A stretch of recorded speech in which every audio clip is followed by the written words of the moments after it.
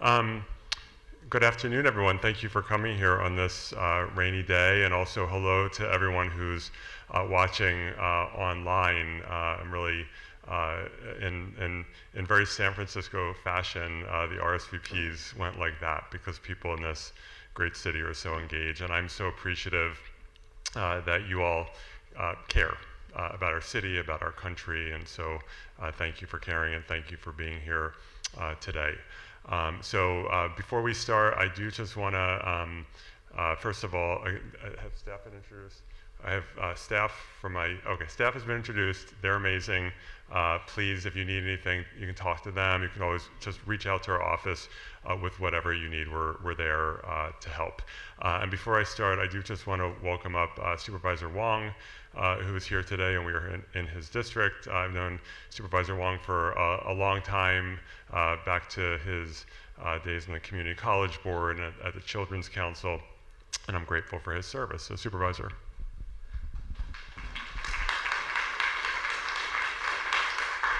Yes, thank you, Senator, for allowing me the opportunity to greet this audience and joining your town hall at the beginning. I'm so glad to be able to connect with people in the community. I was appointed by Mayor Daniel Leary to be the new District 4 Supervisor in December. And just to share a little bit about myself, I'm born and raised in the Sunset, lived here my entire life. I went to our schools here, Lincoln High, Hoover Middle School, Diablo Elementary, and later on went to UC San Diego and University of San Francisco. Later on, I continued my public service, serving as a union organizer of SEIU, later a policy director at Children's Council of San Francisco, and as a legislative aide at City Hall as well. And my longest lifelong commitment has also been serving as an Army National Guard officer, where I've served for 16 plus years and still continue to serve. Since stepping into this role, I've been able to really hear from residents from all across the district and been learning about all the different issues that people care about. And I'm continuing to meet and connect with many neighbors. For me, the top priorities that I want to focus on is public safety, fully staffing our San Francisco Police Department, ensuring that we're supporting public safety not only in the Sunset, but all of across our city.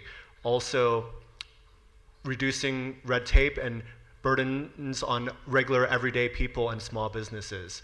City Hall comes up with so many policies and rules, and people feel overwhelmed. I've heard from business owners that have paid for a lease, and they need to wait 4 or more months in order for their businesses to begin. So I want to make sure that we make our rules at City Hall simpler for everyday residents. And finally, supporting our public and private schools in the neighborhood. My parents moved into Sunset because they wanted my brother and I to go to good quality schools. My mom would show up to the admissions office every single year until we got assigned to the school that she wanted us to go to. And I love her for that. And I know that so many families, they move here because they want a thriving neighborhood where they can support good families and good schools for our communities. And I'm very much committed to supporting our public schools. Our public school system, that's the largest institution in District 4, and also our private schools here. I just came from Holy Name earlier, also SI, and we have so many more institutions as well that I want to be here to support.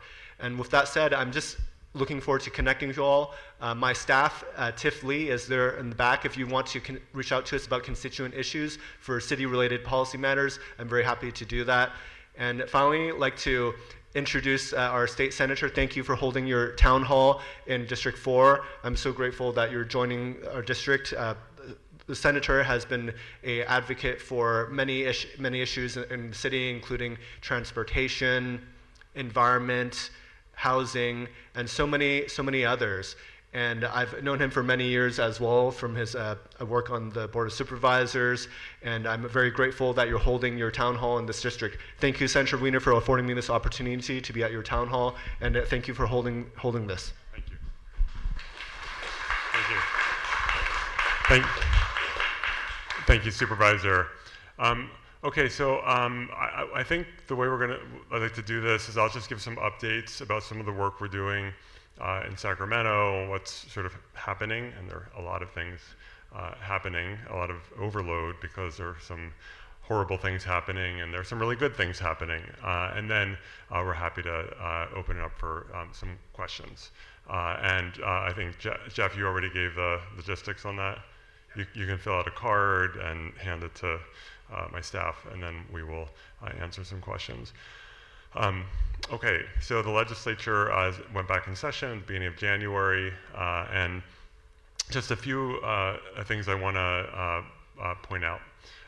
First, we are in a moment in time where I think California values and certainly San Francisco values are under assault in this country, and I think that is that is a very polite way of saying it. It's a complete catastrophe, in my view, in terms of what's happening in this country. Attacks on so many of the values that we hold dear in San Francisco and California, and attacks on California itself. Just the other day, we learned that they are cutting $600 million in CDC public health money, only targeting blue states.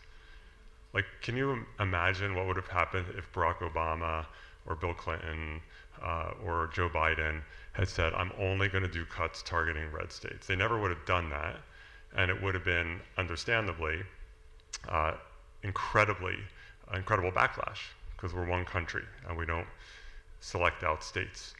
And so they're targeting those cuts to blue states, and that means $8 million in cuts in San Francisco to HIV prevention funding. San Francisco has led the world in collapsing HIV infections through our innovative strategies that are now a model for the entire world. When I was on the Board of Supervisors, we created the Getting to Zero strategy about making sure people are getting tested. If they test positive, they're immediately put on medication, and that we have access to PrEP and so on and so forth to prevent. They're trying to get rid of that. We're going to fight them on that. They're attacking healthcare access. We know that they want to kick tens of millions of people off of Medicaid with the cuts that they made last summer in the big, horrible bill. They conveniently, for them, conveniently for themselves, they make those cuts go into effect after the midterm elections, because they know that no one is asking for Medicaid cuts. Republicans don't want Medicaid cuts. No one wants Medicaid cuts, but that's what they're doing. 40% of Californians receive health care through Medicaid, and I think a half or even a slight majority of children receive health care in California through Medicaid. They're trying to blow up the Affordable Care Act by eliminating the subsidies that make that affordable. And by doing all of this, they are putting many hospitals at risk, hospitals that cannot survive without strong insurance access, without Medicaid. Disproportionately, rural hospitals are going to be in big, big trouble, but San Francisco General and UCSF are also going to have big problems. And so they did it for political reasons past the midterms, but that also creates more space to try to fix what they've done. And in California, in our budget, we do not have the capacity to backfill all of the healthcare cuts that they're making. We have to balance our budget, and we have a budget deficit, but we are doing everything we can to try to protect healthcare access in California. And that is, I think, a core value, and I know among my colleagues is a very, very high priority. We have seen from the federal government, from the Trump administration, federal government sounds really sterile, from the Trump administration, big cuts to food access. Again, not many people are asking to take food away from children, and that's what they're doing by cutting SNAP, what we call CalFresh, what we used to call food stamps. So we, in our budget last year, and I have had the honor of chairing the budget committee for the past 2 years, we provided significant emergency funding for food banks in California, because we know that this is going to put more pressure on food banks, and we want to make sure that our food banks are funded. They are trying to destroy the federal science agencies, National Science Foundation, NIH, CDC, the FDA, NOAA, for reasons I'll never understand, the National Weather Service. I don't know what the National Weather Service ever did to anyone, but they're trying to destroy these agencies, And for the last 80 years, since World War II, science has been one of the pillars of American prosperity and American global leadership in terms of the number of diseases that have been either cured or have had very effective treatment created, to vaccines, to the work being done around wildfire prevention or better modes of transportation, and so on and so forth. Science matters so much, or the clean energy transition, and they're trying to destroy that and also cut grants to universities, including to the University of California, to Stanford. So I am working with a huge coalition to try to put California, we are a leader on science.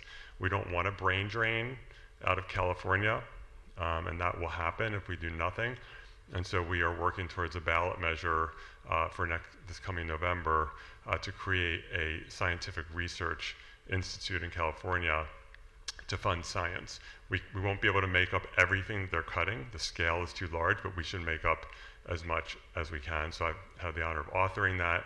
I'm working with Nobel laureates and researchers and universities, and it's just a really amazing coalition behind this bill.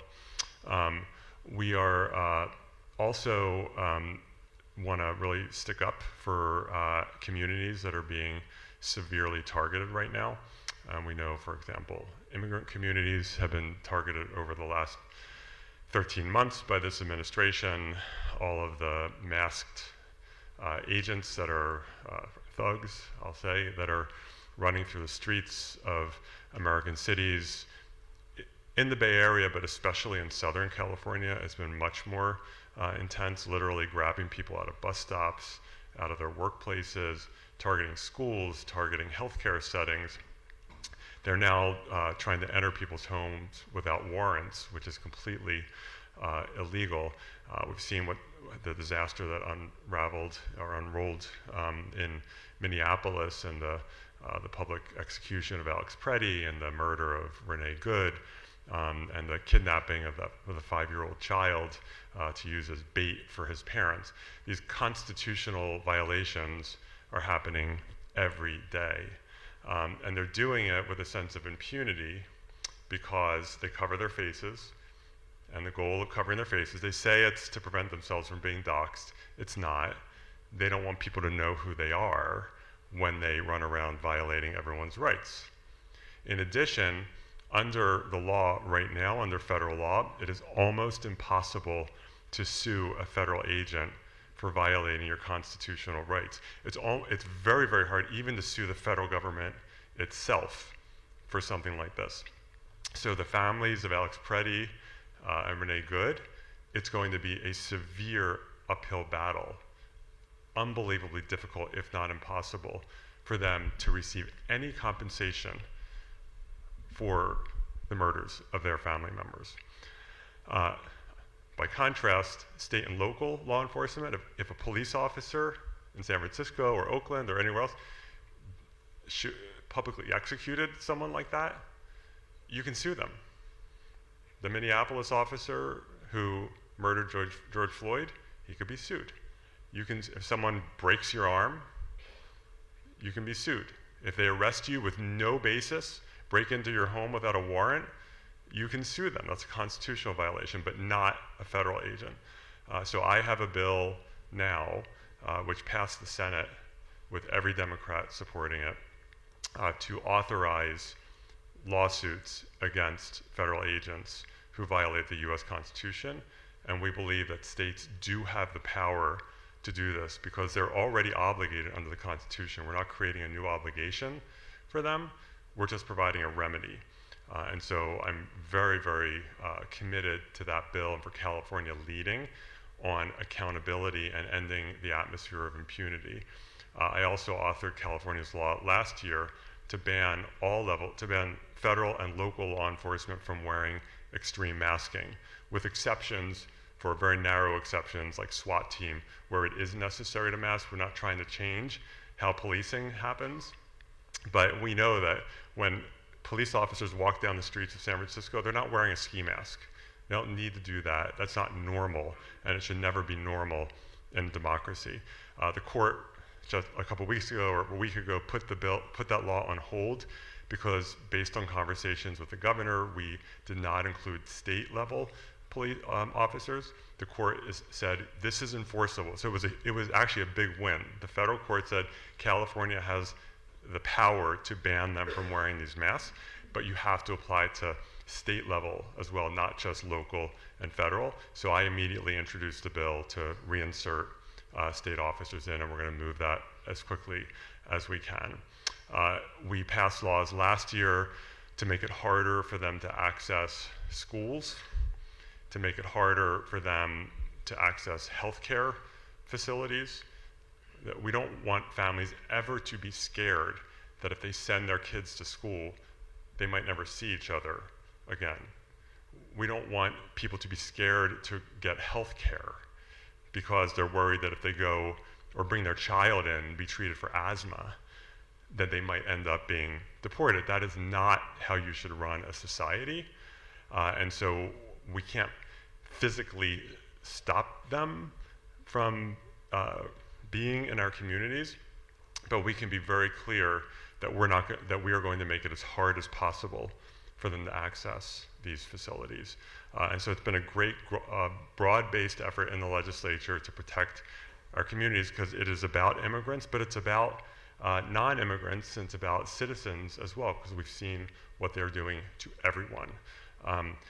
We are also working very hard to protect LGBTQ people who are being targeted, particularly transgender people, but not only transgender people. This is a president who, you come into office, get sworn in, and on your first day with all the problems in the world, major problems in the world, and major things that we have to work on, that on his first day, he felt the need to sign an executive order declaring that transgender people don't exist. And then signed, I think, 6 executive orders against trans people over the next 2 weeks, especially targeting children and the parents of those children who are supporting those children, and saying that we're not going to trust parents and children and physicians to make decisions about their kids' health care.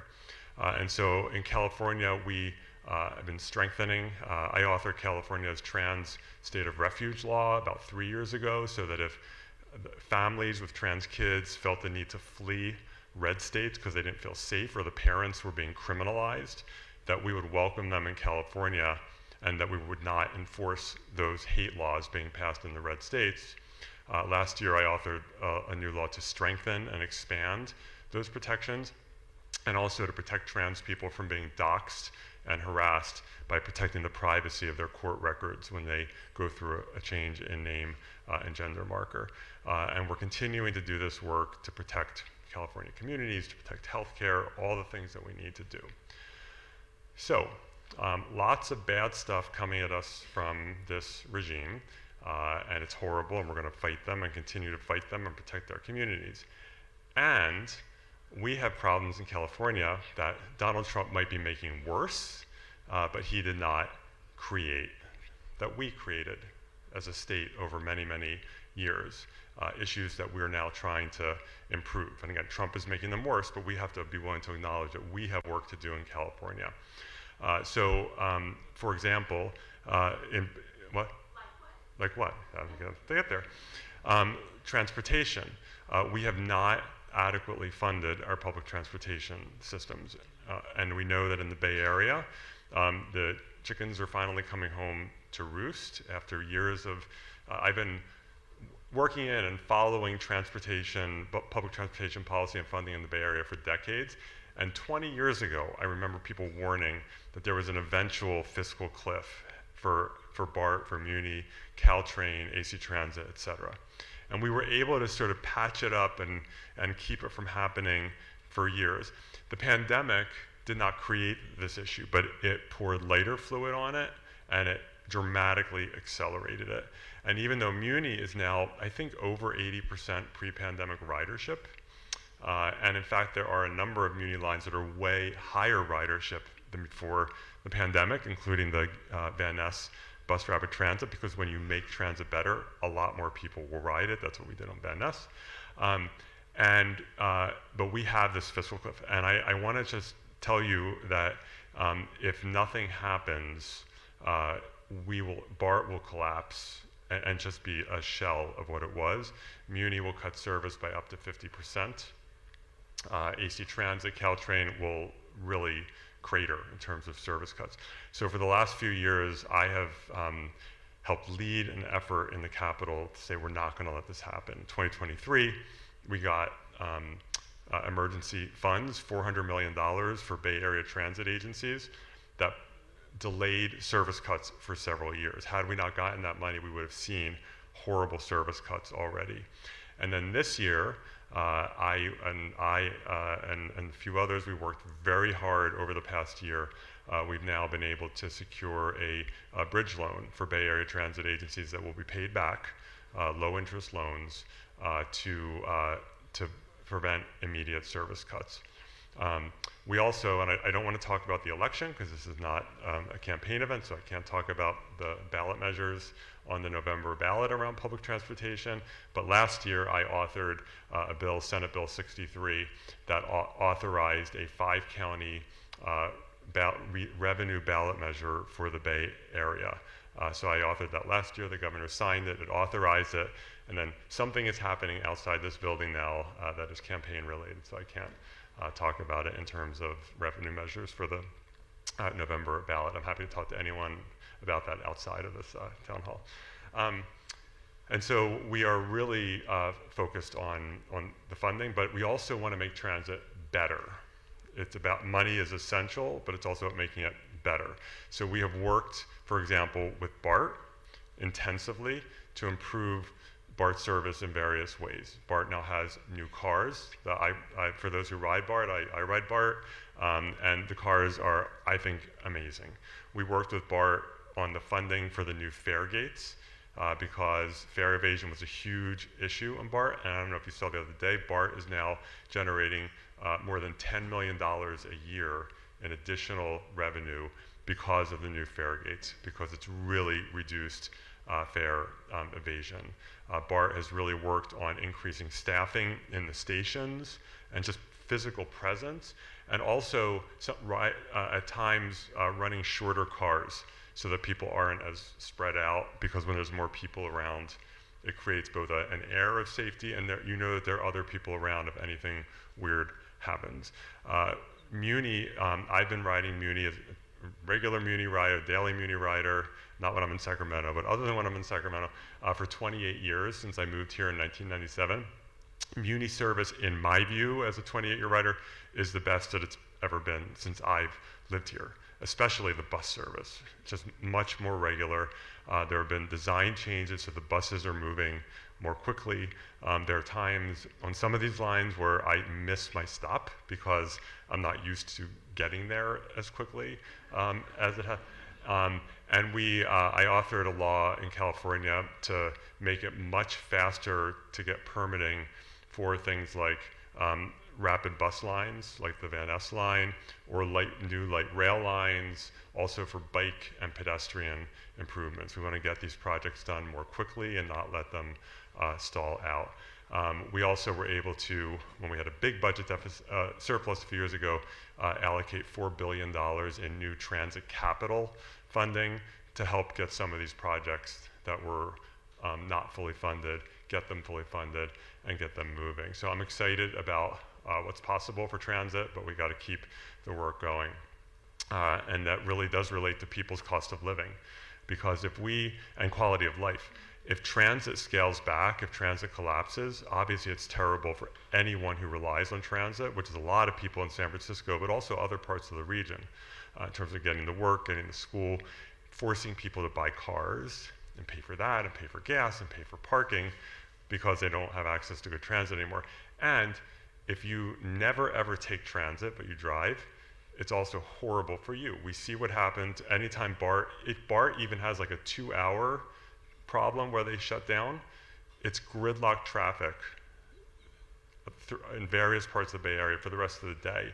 And so if we start putting millions, or hundreds of thousands of new cars onto the roads of the Bay Area every day, it's going to be terrible for everyone. We also continue to work on housing. I know we have lots of fun housing conversations in San Francisco. They're But there are important conversations, right? Wherever one falls on any of these issues, it's really important. Housing matters. And we've been working very hard to try to turn around California's half-century experiment with not building much housing. And that's an experiment that did not go very well in terms of the explosive cost of housing for either buying or renting. And so under one law that I passed, almost 4,000 new below market rate homes have been built in San Francisco under that law. Our ADU or in-law unit law has made it much easier, and we've seen an explosion of new in-law units, rear yard cottages, garage conversions, et cetera, throughout California. It's one of the top sources of new housing in California because we made it much easier and faster for homeowners to be able to put an in-law unit in their home. And so we're continuing that work just to say we should have more housing. This is about the future of our community and of our country. The US, it's not just a San Francisco or California problem, it's so many parts of the US. And what it is doing, it is so destructive to our economy because the history of the US is a history of mobility where people can decide, I'm gonna move to this other city because there's an opportunity for me there, or the economy is better there. And we've seen movement around the US for many, many years. Whether it was people leaving the Dust Bowl and coming west, whether it was African Americans from the South leaving Jim Crow and coming to Chicago or San Francisco or Oakland or New York. People move around, and we have made that harder and harder for people where they feel like I can't move because there's no way I could ever afford housing in the region where there is economic opportunity. For example, the Bay Area, where there is a lot of economic opportunity. So this is a local issue, but it's also a state and national issue. I think it's really important. We've also been working very, very hard on healthcare. And last year, I authored 2 bills to try to address the cost of prescription drugs. One of them was, it took me 2 tries. The governor vetoed it the first time, but then we persuaded him to sign it the second time, to cap co-pays on insulin at $35 a month, to sort of mirror what Biden and Nancy Pelosi et al. Did for Medicare recipients. You shouldn't have, there's so many people living with diabetes, and people should not have to ration their insulin or choose between insulin and food. So we did that. And then I also authored a law to deal with the drug middle people called pharmacy benefit managers, PBMs, you may have heard of them, that jack up the cost of prescription drugs and kill off community pharmacies. And so we put some strong regulations in them to crack down on those abusive practices. We also have been and continue to work very hard to protect funding for education. As I mentioned, in the last 2 years, I came on as Senate Budget Chair early in 2024. Our new leader at the time asked me to leave the Housing Committee and take over the Budget Committee. And I came in just in time for massive budget deficit. I have great timing. And so 2 years of big budget deficits, and we were able to balance the budget without cutting K through 12 public education at all. We just decided we needed to fully protect funding for our schools. And we also protected the UC and the CSU, which plays such an important role for California's economy and for giving people entry into the middle class. So those are a few of the things that we've been working on. The last thing I'll mention is the clean energy transition. This is another affordability issue as PG&E continues to jack up costs. And by the way, I am now on my second run to try to help San Francisco break away from PG&E and have our own public utility here. We've been trying to do that. Thank you. We've been trying to do that for decades. And in 2020, I introduced a bill to do that. It did not even get a hearing. PG&E is still very powerful in the Capitol. And so we're working on a bill this year. The city of San Francisco is currently in an eminent domain process. That's when a forcible sale of the assets in the California Public Utilities Commission. The standards for that are very difficult, and the CPUC has been not going as quickly as it needs to. So we want to create tools for San Francisco to be able to be more efficient in actually securing ownership of those assets, so we can have our own public power utility here. There are successful public power entities throughout the state. I know that San Francisco can do it well. We also want to make it easier for people to generate their own clean energy. And so I've worked very hard over time with my colleagues to dramatically increase the state's investment in clean energy storage. If you'll notice, remember when we used to have periodic threats of rolling blackouts in California? We haven't had those in a while. The last time we had them, and it was like 2020 or so, we missed it. We didn't have rolling blackouts, we came close. It was because of the energy storage investments that we had made so aggressively. That allowed us to not have those rolling blackouts, and we've only done more since then.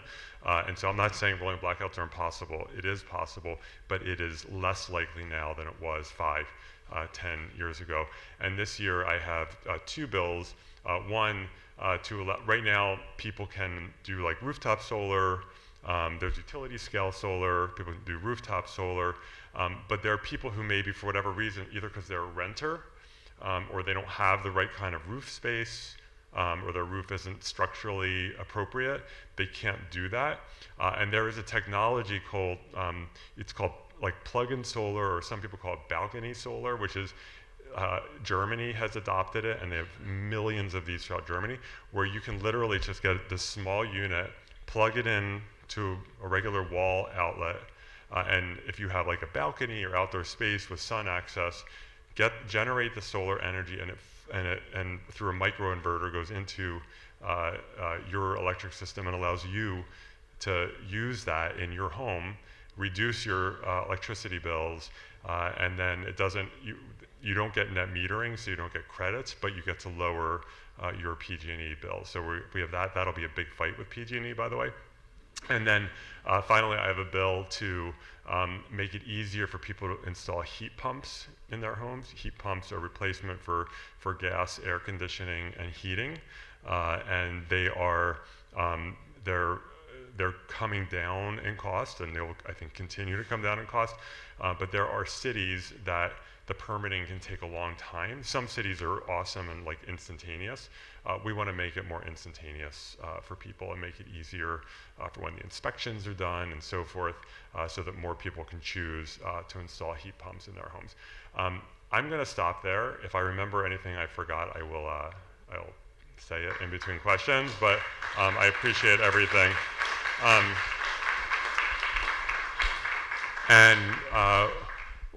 With that, Jeff has some questions here. Okay, we have a bunch here. Okay, we have so many vacant homes in San Francisco and so many living on our streets. What creative ideas have you considered to help alleviate our housing crisis by maximizing use of our existing housing stock? We definitely want to, people to rent out their homes. I haven't checked very recently the vacancy rate in San Francisco. Last I checked, we did not have an overly high vacancy rate. Vacancy rates are an interesting thing because you don't want a vacancy rate of 0. Like if you talk to any economist, a vacancy rate of 0 is incredibly unhealthy, because that means that people physically cannot find a place to live. And so I believe, and double check me on this, that what's considered a healthy vacancy rate is like 3 to 4%. And that means that if you look at, like, say, let's call it 3% in San Francisco, where we have probably about 350,000 housing units, maybe it's a little more now, maybe it's like 370, that is like 10,000 or 12,000 homes. And so you can say, wow, we have 10 or 12,000 homes that are vacant, but that's a healthy vacancy rate. And those vacancies are not like all long-term vacancies. That could be a vacancy that you have a vacant, like an apartment that got vacated where they're renovating it, and so it takes time. Or a home that you have moved out of and you're going to sell, but you're renovating it. Or it can be new housing, and sometimes people will count the new housing that doesn't even have its certificate of occupancy yet. Or maybe it just got its certificate of occupancy and they put it on the market or they put it out for lease, and it takes them a good 6 months to get everything leased up or sold, but it gets counted as vacant. And I say that only that to say, like, of that vacancy rate, it's not the case that it's all like people just sort of randomly keeping their homes vacant. There are people who keep their homes vacant. Some do it for a lot of different reasons, and there are, some situations where it can be problematic, and we want people to, rent out their homes. For the folks who are living on our streets, we have been really building permanent supportive housing for people and trying to transition people off of the streets. We need more transitional housing for people who may not be ready for permanent housing yet, but a place to get them stabilized. So there are a number of things that we need to do to address that. Next question. Can Sacramento do much to solve the housing crisis in San Francisco? Oh, it's 3 questions in one. I want to give you credit for being creative and but they're all good questions. So can Sacramento do much to solve the housing crisis in San Francisco? So Sacramento, the state can, and what we've been doing, is setting clear rules statewide to say this is a statewide issue. We're not going to solve housing city by city.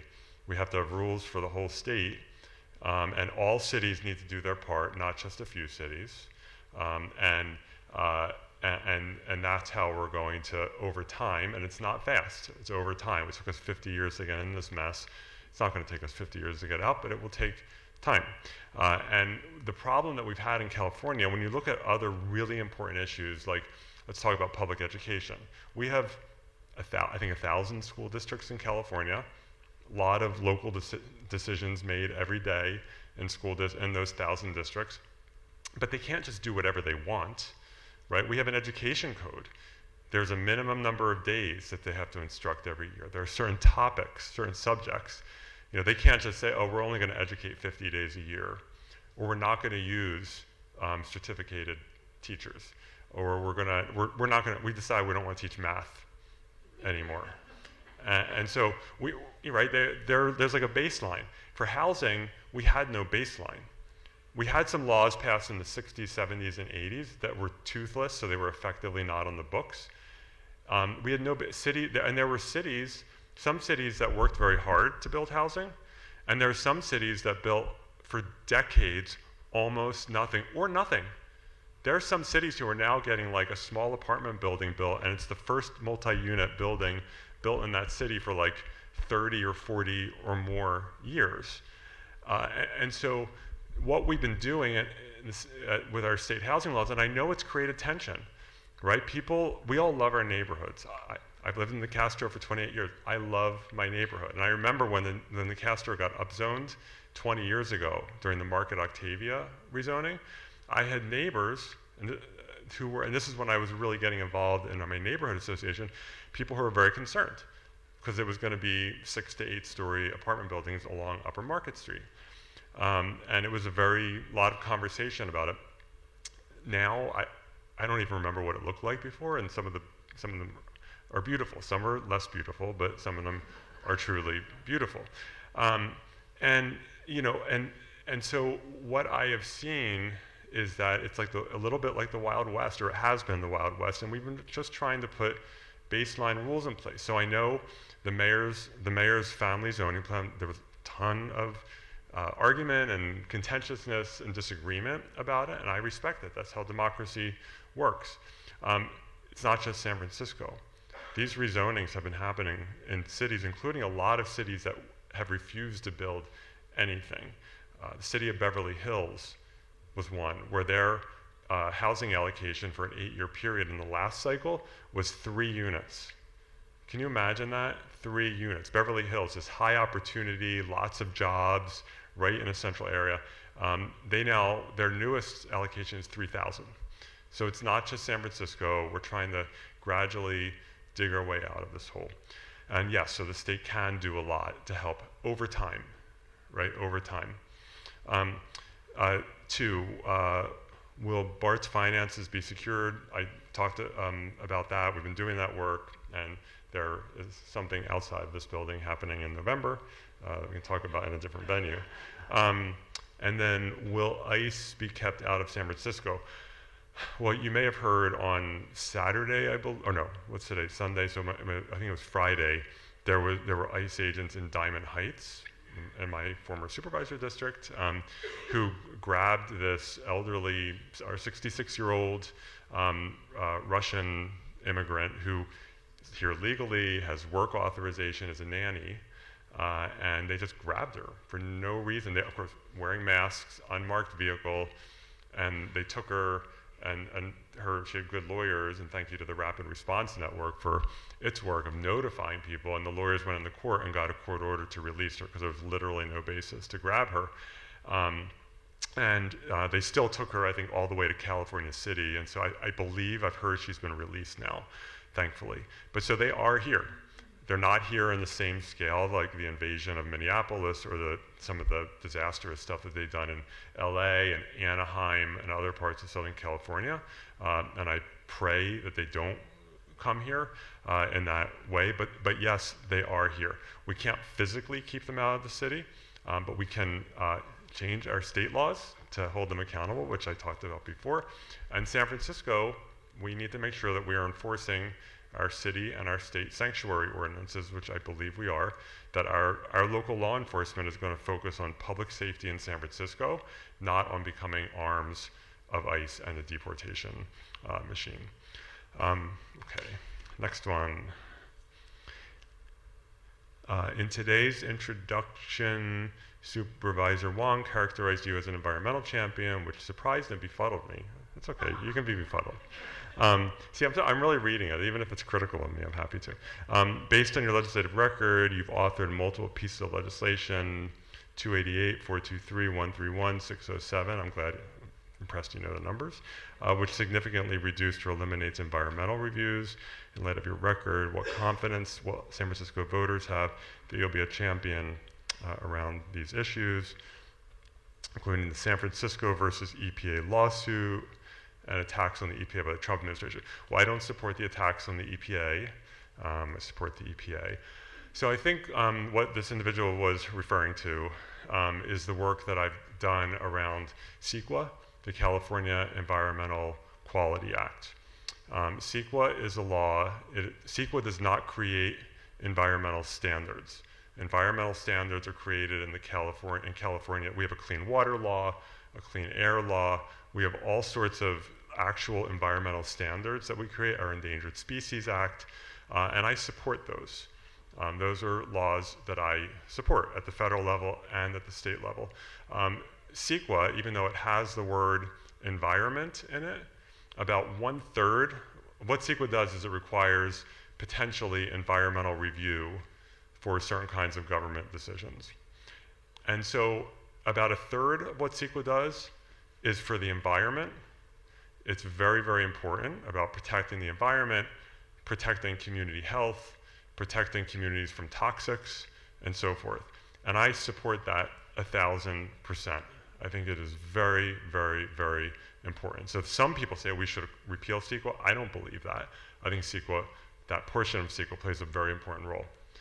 But a big chunk of CEQA, in terms of how it's used, is not about protecting the environment, because it is also used, for example, to stop an apartment building a block away from a BART station on a parking lot. That happened on Stevenson Street south of Market, right? That's not protecting the environment. That's harming the environment by not putting 500 apartments a block from a BART station. I'd rather, because if you're not building it there, then you're doing greenfield development, where you destroy natural space and build in wildfire zones, building sprawl. So that was an environmental, a law with the word environment in it, used to kill environmentally sustainable, climate-friendly housing.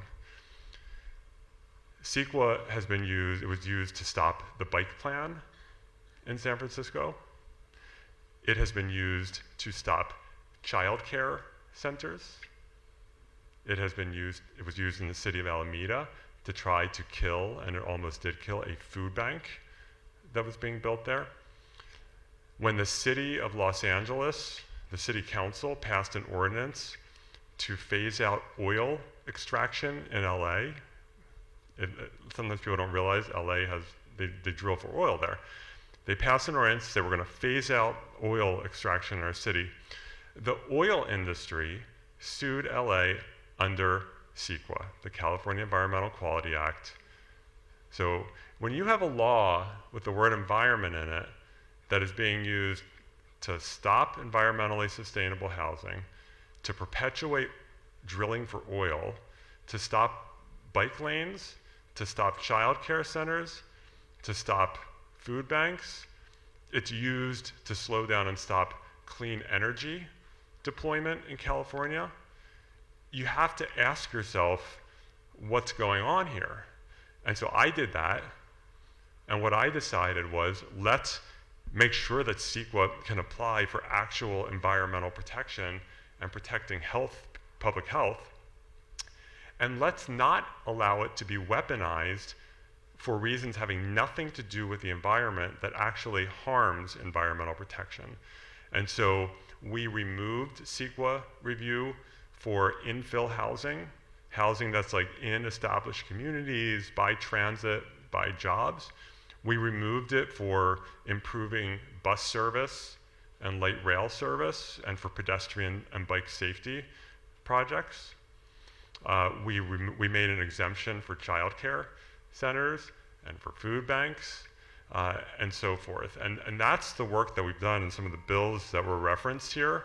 That, to me, is pro-climate action, pro-environment, to say we're not going to allow people to weaponize quote-unquote environmental law to actually undermine climate action. So, regarding SB 875, that is our PG&E public power bill to make it easier for San Francisco to break up with PG&E. Can California not use the 1913 Raker Act to force PG&E to return the grid back to California cities and force them to repay Californians who've had to suffer blackouts and so forth, and wildfires? The fact that PG&E's CEO is paid $17 million a year while California residents have gotten multiple rate hikes is a federal violation of the act. Yes, I think the Raker Act should absolutely be invoked and used, but that has not happened so far, and that will be litigated in the courts. In addition to that, we need to make it easier as California, under our own law, for San Francisco and other cities, if they choose, to be able to break away from PG&E and create their own public power system. So to me, it's an all of the above approach. The more tools we create, the better. By the way, speaking of wildfires, I forgot to mention, we also have a bill. We have seen the cost of insurance go through the roof everywhere. Yeah, see, the dog agrees. And so, yeah. And so we've seen the cost of insurance just explode. There are various regions, and one of them are these climate disasters, wildfires, floods. It's made everything go up, and people are losing their insurance. It undermines home ownership, and it is not okay. And more people are going onto the FAIR Plan. That is our safety net program in California, which the FAIR Plan has had to absorb so much. The LA wildfires from a year ago were, I think, $52 billion in damages, destabilizes the insurance industry. And when we look at these climate disasters, if you look at who is paying for them, it is the victims, the people who have lost their homes or their businesses or their loved ones, the people, and then it's taxpayers who are on the hook to pay for reconstruction, especially public infrastructure, but other expenses as well. And it's policyholders whose insurance premiums double, triple, et cetera. Who is not at the table and has no skin in the game? It's the industry that makes the product that is fueling these climate disasters, the fossil fuel industry. They don't have to pay anything.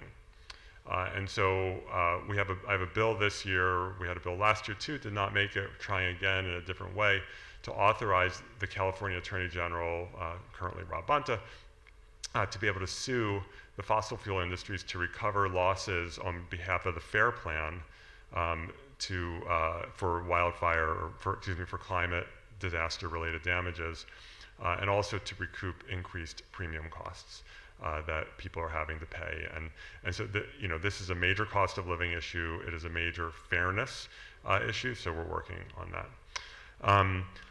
What is the progress to passing and implementing the Heat Pump Access Act and the Plug-in Solar Act? Thank you. Those are the ones the Heat Pump Access Act, or to make the permitting faster, passed the Senate at the end of January with a very strong vote. It's now in the Assembly, so we're working on that and building that coalition. And then the Plug-in Solar bill, I just introduced it, I think 2 or 3 weeks ago, or maybe a month ago. That will receive its first committee hearing in, I think, probably late March or maybe early April. So stay tuned. Next, asking me if I will sponsor 2 pieces of legislation. So putting me on the spot. It's good. One, a constitutional amendment to make the California Public Utilities Commission an elected position as opposed to appointed by the governor. And 2, to rescind net energy metering 3.0 passed by the CPUC and reinstate the original net metering. Okay, the California Public Utilities Commission has huge problems. And I want to be clear, individually, the 5 commissioners, I know all of them, or almost all of them, they're fantastic. Like these are smart, earnest people who are working really hard. The way that the institution is constructed, and for example, those 5 commissioners can't really talk to each other. And so you have, because of what PG&E did in San Bruno and some cover-ups, there was laws passed to try to enhance the ethics and open government protections, which were very important. But one of the, I think, unintended consequences that when the commissioners can't talk to each other, it pushes staff, and then outside forces end up having more power that should be residing in those commissioners who are appointed by the governor or confirmed by the state senate. And so the investor-owned utilities like PG&E have way too much power, way too much power. And so we have seen, for example, with solar, for net metering, when you put solar on your rooftop or on your property and you have excess energy that feeds back into the grid, you get credit for that. And so the CPUC recently passed net metering, the third 3.0, the third version of it, that significantly reduces that and makes it much less financially attractive for people to do that. That program, before it got scaled back, was one of the reasons why California has so much rooftop solar, and we have more and more of our energy being generated as solar, which is really important. So I would like to see them reverse course on that. Right now they're not going to, and I don't see a path in the legislature to force it. We frankly have been defending against utility-sponsored bills in the legislature to go make it even worse, and so the politics of this are really rough at the moment, but I think we should do that in terms of reversing this bad decision to make sure that net metering is robust for people. And then a constitutional amendment to make the PUC an elected position. I am of mixed views on that, because I understand why people would like to see directly elected PUC commissioners. What it would mean is massive districts. If we have 5 commissioners, that would mean each district would be 8 million people. Even if we doubled it, made it like 11 commissioners, it would still be like 4 million, give or take, 4 million person district. These are huge districts. And that means that we know who would be funding some of those campaigns, and it would not be the people that I'm aligned with in terms of the utilities and others who want to maintain the broken utility status quo. And so I worry that it's unclear to me that we will get a better CPUC by making it directly elected. And so that's the reservation that I have about that, even though I fully understand the desire to say this is broken, let's try something else. I want to make sure if we're going to try something else that that I'm confident it's going to have a better result. Funding for Muni, we talked about that, the work we've done in the budget, and the things I can't talk about here that are happening in November. And then about e-bikes and being on the sidewalk. E-bikes are very important. We need because it expands access to biking. So like my 87-year-old father, who has been an avid, he finally in the last few years no longer bikes, although he does when he's watching TV at night, he sits on a stationary bike and does it. So I'm in awe of his energy. But until a few years ago, he was actually riding a bike, and he at one point, I forget at what age, he switched over to an e-bike because it allowed him to continue to bike and not have to worry about hills or just not having exactly the same strength that he may have had 10 or 20 years before. And so e-bikes for we want more people biking or to have that option. And sometimes we hear from people, a lot of people choose not to bike, which is great. People should be able to make that choice. And some people who want to bike, but it's not feasible for them for various reasons. One of them is they may not have the physical ability to be able to bike everywhere they want to go. If with e-bikes, some subset of people, that will tip them into wanting to bike and being able to bike, and so they play, I think, a really, really important role. I think we should have rebates for e-bikes the same as we have for electric vehicles, personally. All bikes should follow the rules, which means not riding on the sidewalk, whether it's an e-bike or a regular bike. We want people to follow the rules. If you're going to go on the sidewalk, you should get off your bike and walk the bike. So our sidewalks, many of them are not wide enough. We widen the Castor Street sidewalks, but there are a lot of commercial areas that are really not wide, and that really creates a problem for pedestrians. Cannabis is getting in the hands of minors. Is there a firewall to prevent it? Well, as luck would have it, I passed a bill into law last year, I can't remember the bill number, to deal with the fact that we have illicit cannabis and hemp that is even stronger than cannabis being sold on internet platforms. So a 12-year-old could go on, at times, Amazon or other platforms, order typically hemp that is even stronger than cannabis and have it just delivered to them. That's bad. And we have a legal cannabis system in California that the voters created. It's not perfect, and we've done some work to try to make it better. We want this industry to be able to survive and thrive, but it's well regulated. We get taxes out of it. There are safety regulations. You have to be 21 or older to be able to purchase the cannabis. And because we've over-regulated and overtaxed cannabis, it's fueled the illicit industry. And when you have an illicit industry, in addition to being able to buy it on potentially a platform online, it just means that there's no controls over who's going to be able to buy it. And so we need to strengthen our legal cannabis industry. We need to deal with the taxes and regulations that are really harming the industry, jacking up the costs. You go into dispensaries in San Francisco that are very nice, and the cannabis is not cheap. And when it's a lot cheaper to buy illicit, people are going to do that. It fuels that market, and then kids are going to be more likely to be able to have access. So that's, I think, what we need to do. But we did pass this bill last year to put some responsibilities on these platforms, not to just make it the Wild West in terms of kids being able to order this and have it delivered to their home. Okay, 2 more here. Good.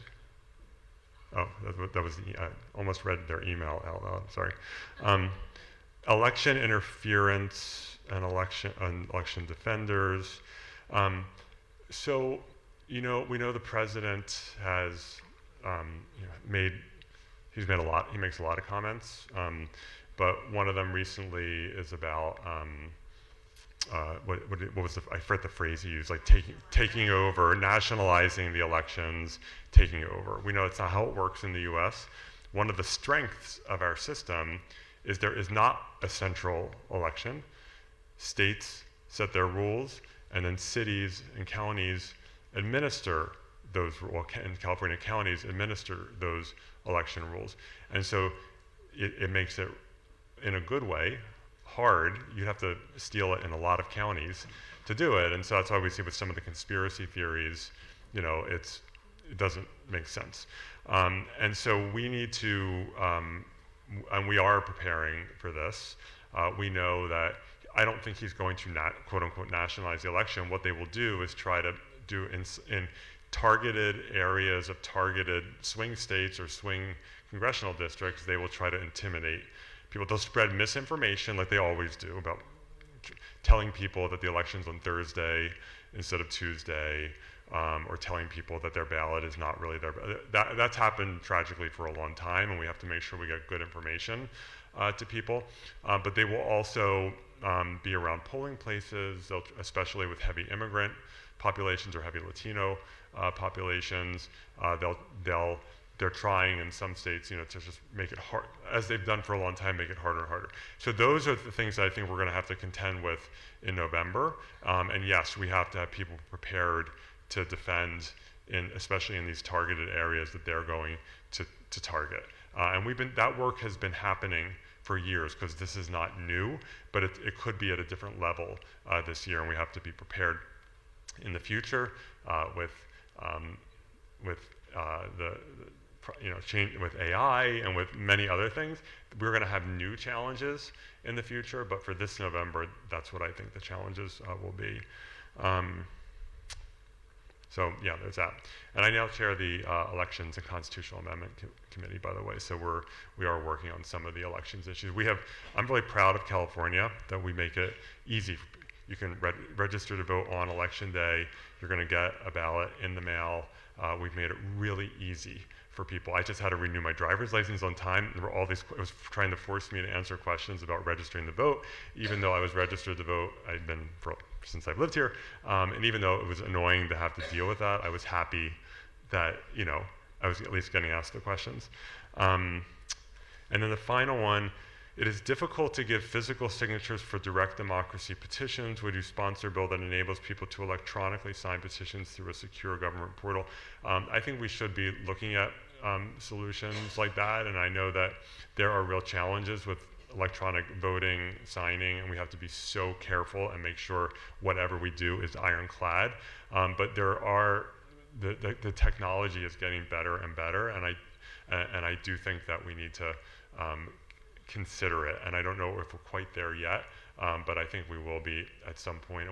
And first and foremost, we need to make sure that it's all honest and accurate, and that people have confidence that it's honest and accurate. Both are important. That was the last question, and oh, we have some more. Okay, we'll do what time?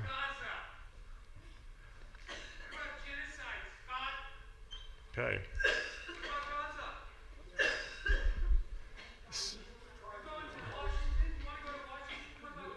Well,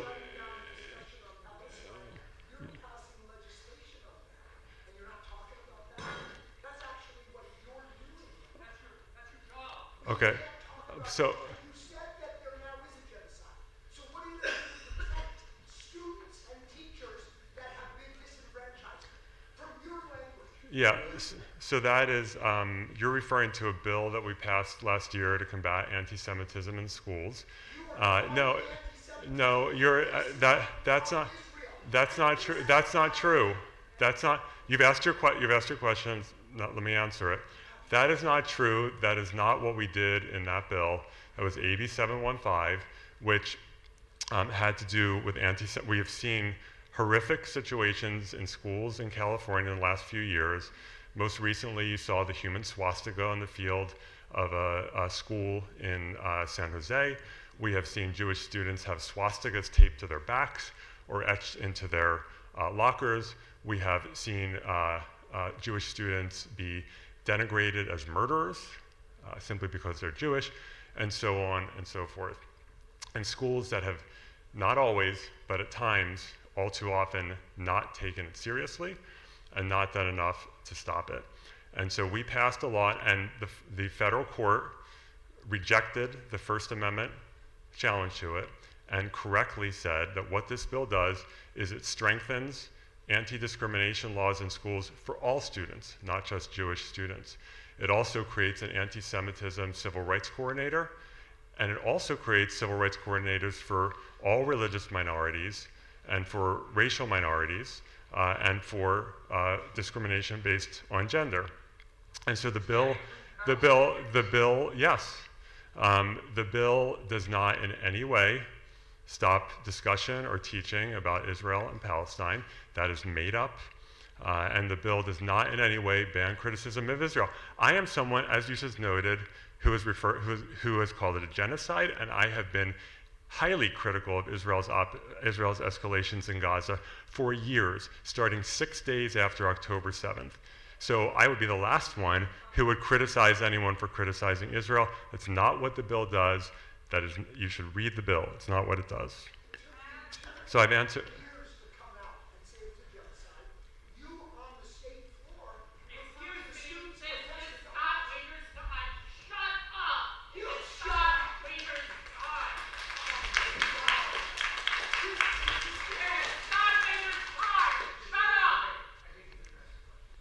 Yeah. I've answered your question. You don't have to agree with it, but I've told you what that bill does. Stop the war. So, why? Stop the genocide. Okay. Yeah. Go to Washington. You want to go to Washington, do something. Thank you. It's not a. This is not a. This is a state senate event, not a campaign event. So, but thank you. What are the greatest challenges in your mind facing San Francisco and California in the next 3 years? How will you address them? I think dealing with the Trump administration, and I've talked about how we are doing that and what we're working on. I think dealing with the attacks on healthcare are going to be huge because we could have a large number of Californians thrown off of healthcare and hospitals closed down, and of course the cost of housing, which is burdening so many. So that's my view of it. Any discretionary funds in the state budget next year? Not so much. We have another year with a very bad budget deficit, and we, unfortunately, there could be some small things that happen, because you can always try to work on that, but it's not going to be a year for a lot of new discretionary spending. Funding for more nature in our city to fulfill the 30 by 30 biodiversity and equity goals, which I supported getting that enacted. 30 by 30 is a global commitment to trying to protect and expand natural spaces, which of course is another reason why we don't want sprawl housing, because that destroys habitat and natural spaces. I think San Francisco does a reasonably good job. We have the best park system in the country, and we've been improving and renovating those parks. We have, I think, done a really good job with native plants and trying to, so I think there's always more to do, but I'm proud of what San Francisco has been able to do. Downtown recovery, I know I'm glad that this is a top priority for the mayor, and things are, I think, moving in the right direction downtown. Every time I go there is more activity than there was before. Union Square, I think, is definitely on the rise. A lot more to go, but there are stores that are moving into Union Square. There are stores that left that are coming back. So there is more energy in Union Square, but again, it's going to take time. So I think it's moving in the right direction, and we have to make sure that it's really easy for people to do projects downtown if they want to, because there are some of those Class C office buildings, the office buildings that are never going to come back. Some of the buildings are already coming back. Some of them are never coming back, like some of those 1960s ones, and they can't, some of them can't, a lot of them can't be converted to housing. So when you have an office building, that is probably never going to be successful again and cannot be converted to housing because of the floor plates or whatever else. The question is, what do you do with that? And so the city is going to have to make decisions about, are some of these buildings going to have to come down and be replaced with something? And that is always a hard conversation to have, but I think we're going to have to look at the physicality of downtown. I want to see downtown be office and housing and entertainment and retail, and I think we need to be very intentional about facilitating those things. Increasing state income taxes. We actually did that in 2012. Jerry Brown, coming out of the Great Recession, put a ballot measure on to increase income taxes on high earners. It passed. It expires in a few years. There is energy now to try to reauthorize it. That could happen this year. And then there was a ballot measure a few years ago to raise income taxes on high earners to pay for climate adaptation and climate projects, and the voters rejected that. So tax increases are always impossible to predict how they're going to turn out in California. I think just a few more here. What steps can we take to make sure people and large corporations pay taxes? We know that under federal law in particular, there are corporations that pay basically no taxes. My view is the Bush and the Trump tax cuts, because remember there were the Bush tax cuts. Imagine that, declaring, or not declaring, but like going into multiple wars, costing like $1 trillion, and then to say, let's cut taxes while we spend and we shouldn't have gone into those wars, and we certainly shouldn't have cut those taxes. And then Trump made it worse with his tax cuts and cut corporate taxes by 40%. And so we should be reversing a lot of the Bush and Trump tax cuts.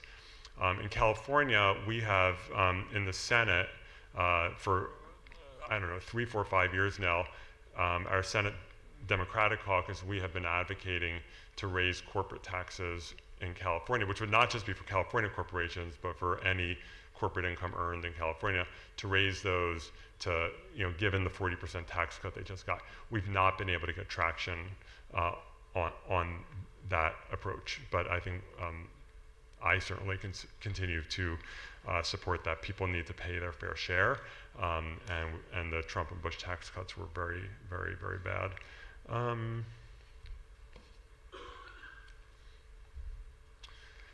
Someone's being nice. How did you learn to write good speeches? As my staff will attest, I don't usually use written speeches. When I'm talking to my constituents or to the public, I like to make it more conversational, and so I prefer, like, if I'm going to speak, to know here are the 3 or 4 points that I want to make, and I think about it, but not be constrained to a script, because I think it's just better, and I think it's probably more pleasant for people not to have someone just reading a script. But thank you for that question. What actions are you taking to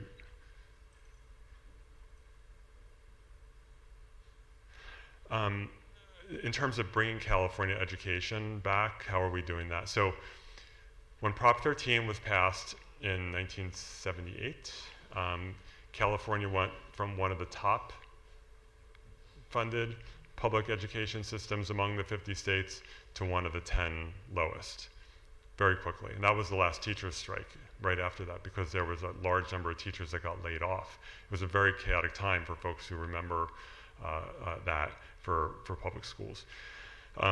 And so we have been working to, over the last 15 years, starting before I got to the Senate, to increase California's per pupil expenditure. That ballot measure that Governor Brown passed to raise taxes helped, and we've been doing other work. So now California, we're still not in the top 10, but we're higher than we were before. And we need to continue, and we've protected that funding in the budget. We also need to make sure that, in addition to the funding, that we are providing the best possible education. So for example, we know that in a lot of schools in California, the way we teach reading There's been new research that there are new and more effective ways to teach kids how to read. It's called the science of reading. We passed a law to try to push California more towards these newer approaches to how we teach reading, to make sure that kids can read, because there are states that are doing states in the South, for example, that are doing better than California on reading. So we need to make sure that we're willing to enact reforms to our education system so that we are giving our kids the best possible education. I have 3 more cards. Why hasn't the legislature adequately funded ethnic studies in school? So 5 years ago, we passed a law, which I supported, to require ethnic studies as a high school graduation requirement. A lot of schools have already been implementing it, including San Francisco. San Francisco already had a optional ethnic studies, which a lot of kids took.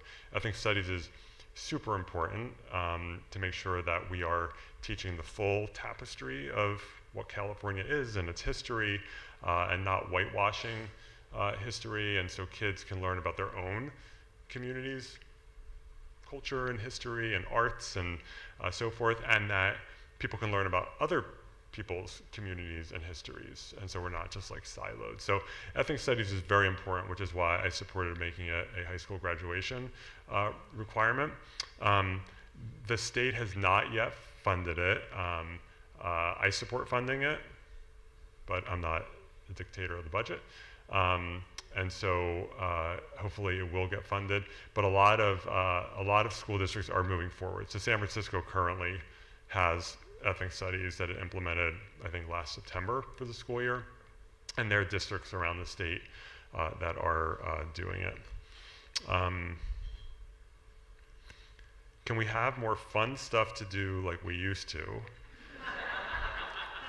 Including Playland, the arcade at the Cliff House, and the ice skating rink. Well, there is an ice skating rink. There was at Union Square, and also was the skating at Civic Center. Yes, so I've actually done a lot of work around nightlife in particular, because nightlife is essential to any great city, including San Francisco, and so and I also have done a lot of work. California's liquor laws are a lot of times outdated and harm small businesses, and also micromanage how cities decide to do entertainment. And there are times when there'll be some state alcohol law that is just like preventing San Francisco from doing something that has broad support here. And so one of those, I authored California's entertainment zone law, and if you know, we have one of the great things coming out of the pandemic, there are a lot of bad things coming out of the pandemic. One of the great things is all of these street festivals. And we've always had street festivals in San Francisco, but we have so many more now, and they are amazing. And you can see it on my Instagram, I managed to get top of a building and videoed First Thursday a few weeks ago. I could not believe how many people were there, and they were just having fun and listening to music. And in California, until the entertainment zone law that I passed, it was illegal for bars and restaurants in these festivals to sell to-go onto the street. So you couldn't sell someone, from the local bar or restaurant a beer that they then walk around the street on. You had to bring in a separate, food truck vendor that could be from another part of the state, and it was just really dumb. And so this law allows a city council or board of supervisors to establish entertainment zones. It can be permanent. It could be just for one-off events. And then these small businesses, the bars and restaurants, they should be benefiting from this. They can now sell onto the streets, and it's been amazing for these businesses. And it's really cool for people just to be able to go and get a to-go beer, walk around, and so it's been really successful. And other parts of the state are adopting it too. So that's one fun thing, and we need to always have more fun things. I'm a big fan of fun things. And then finally, I am concern with the impact of AI on cost of utilities, availability, water, something concern, among other potentially negative impacts. Water and energy impacts in terms of use of electricity and water and increasing in costs. That's for data centers. Also highly concerned about California's participation in the prison industrial complex, including ICE detention centers. What are we doing? Okay. In California, this is one of my first or second year in the legislature, we banned private prisons in California. We immediately banned new private prisons, and then we phased out existing private prisons for 2028. So there are fewer now than there were, and by 2028, there will be no state or local private prisons in California. They'll be gone, and that's a good thing. Prisons are a public function with public protections and oversight, and should never be run, in my view, by corporations for Wall Street. The federal government still has private prisons, and the state cannot, and so I think the federal government should ban private prisons as well. They haven't done so, and we know that ICE, with that big horrible bill, got enormous amounts of slush fund money to hire 10,000 new ICE agents, but also to build more of these really gulags that we're saying, which are private ICE prisons. And some of them are in California. I know we've always been looking at ways that we can, within our power, make it harder for them to do this, but it's tough. The federal government has a lot of power to override state laws. So we need to get rid of these private prisons. They're terrible. And we've seen a lot of reports coming out about, I think there's a lot of conversation and focus on what's happening on the streets of our cities, which is really important when people are getting shot on the streets or kidnapped. We're just starting to get more insight into what's happening in these gulags where they're sending all these people, and it's like very, very, very bad, and I think it's going to be even more horrifying than people think once it comes out. And then AI, we've done a lot of work around AI safety and deep fakes, and there are people working on algorithmic discrimination in the legislature and saying AI should not be your boss, making decisions about your employment, and some other things. And then in terms of data centers, we really need to make sure that they're not raising people's electric and water costs. And in my view, the tech industry should be joining forces to fight PG&E and make it easier for people to generate their own electricity, because the data center should be generating their own electricity as well, and they should not be under PG&E's heel, just like we should not be under PG&E's heel. That's it. Thank you very much, everyone.